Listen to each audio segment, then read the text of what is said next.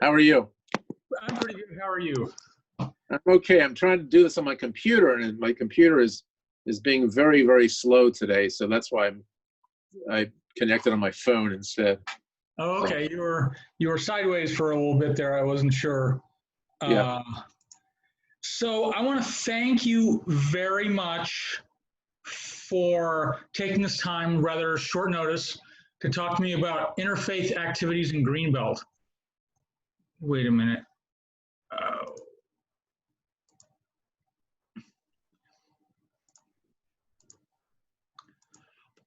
I know that you have only been the Michigan Torah's rabbi for about 3 years, but I know you also have a longer history with the synagogue and with Greenbelt, and I was hoping you could share some insights about the Greenbelt Interfaith Leadership Association, what they do, and I don't want to talk just about the community church in Michigan Torah, but also about all the other groups, the Baha'i, the Methodists, the Catholic community, who all take part in these activities. Right. So we don't get together as much as I would like, any of us would like, but we do meet monthly. Mm-hmm. And we talk about the things that are coming up. We talk about issues in the community that, as a faith community, we could work together on. We coordinate for the community activities, such as the Labor Day parade, for instance, mm-hmm. things like that. But when something does come up that requires a communal religious response, we do try to address that. And I think we have worked really, we've worked really well together in doing that. We have a nice group of people we get along. Mm-hmm. And it's a very nice, warm feeling among the local clergy who participate in this. And I'm really happy about that, because I've made some good friendships among the other clergy in the area. And I was particularly close with Glennis, with Pastor Grindstaff. And this was building on a history of relationship between Greenbelt Community Church and Mishkan Torah. The previous pastor, Dan Hamlin, and my predecessor, our previous rabbi, Jonathan Cohen, were good friends and would coordinate on activities and just would get together. I mean, they were just friends. Mm-hmm. And one thing that we do, which we need the non-Jewish community, is before the Passover holiday,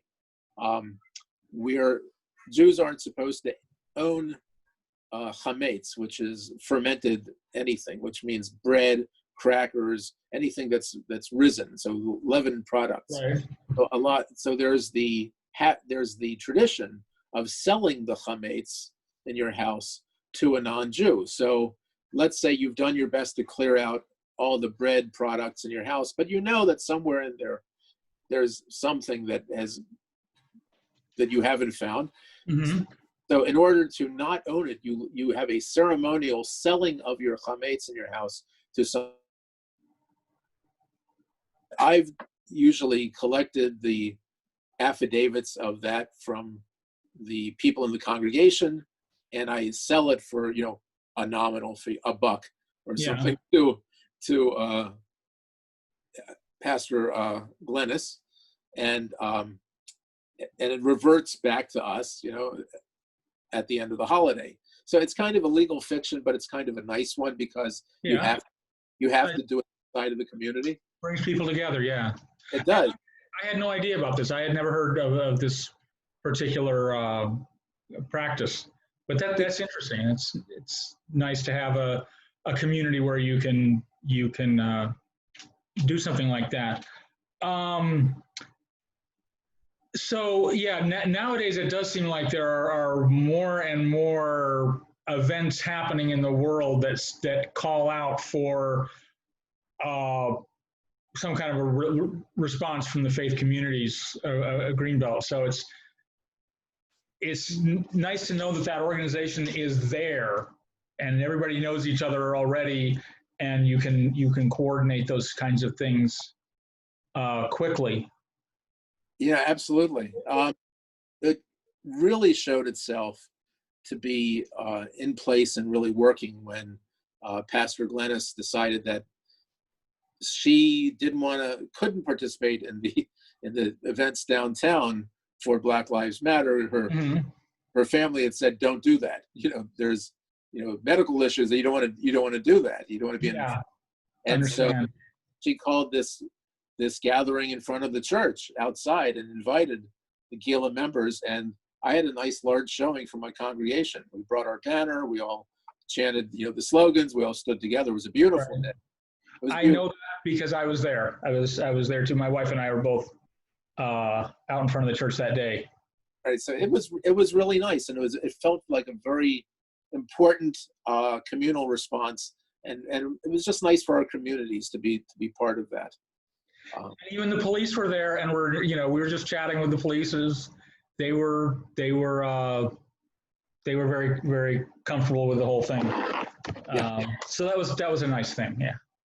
No, it's very much so, and it's good to have that relationship, because you want to be able to rely on each other when there are times of stress, and also nice to share the joy when that's possible too.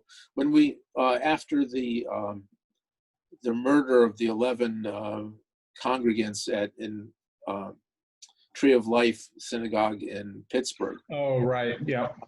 We had a communal gathering at my synagogue, and so many people from other faith communities came. The place was overflowing. We haven't had a crowd like that ever for anything, I think. People were pouring to the street. I think I might have been there for that too. Yeah. So I did a little bit of research, because we talked about this earlier about what the specific things that have been done, and this is going back decades. This is many decades, because it's actually related to the construction of both of our buildings. Michigan Torah donated the lectern, the side pulpit that our church uses for scripture readings on Sundays, and Greenbelt Community Church members helped put up the roof when Michigan Torah was built. Oh my gosh! So we're talking long time ago. Mid-50s. Those were a couple of things that I had heard about, and I had a vague notion that something like that had happened, but I got the story on that. And so it was nice that we were able to sort of get off on the right foot even back then. And then of course it was decades. It was that Dan Hamlin and Jonathan Cullen were very close. Yeah. So those those relations between our church and your synagogue have been great, but it's also, Gila also extends to who all, the Baha'i, the Catholic community. Methodist, the Catholic community, yeah. Yeah, let me see. Gloria's Church. What is Gloria's Church? Oh my gosh. It's not an AME, but might be Baptist. There's, I know the leaders and not their communities as much. Yeah. But yeah, no, we're well represented. There's also occasional support and membership from the Muslim communities too. Right, the Rumi Forum. Rumi Forum was part. Mehmet Sarakoglu was active in that when he was more in the area, and when we had our interfaith program last year on Thanksgiving, we had also a local imam on that. So it was we've had some very, very good participation across the religious spectrum. Okay, well, hopefully it will continue, on into the future.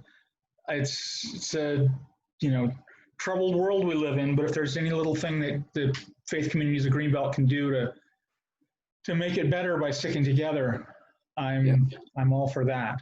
You're absolutely right, David. Okay. Well, I thank you. This has been helpful. I hope we talked enough about this to sort of give folks an idea of what's going on in terms of interfaith activities in Greenbelt. Yeah. And great. so I hope to see you again. I've enjoyed some of the Bible studies that you've done as a guest at our church, and I hope to see you there or at other events. Great. Absolutely. Thank you. Okay. Thank you. All right, David. Be well. Okay. You too. Bye. Bye-bye.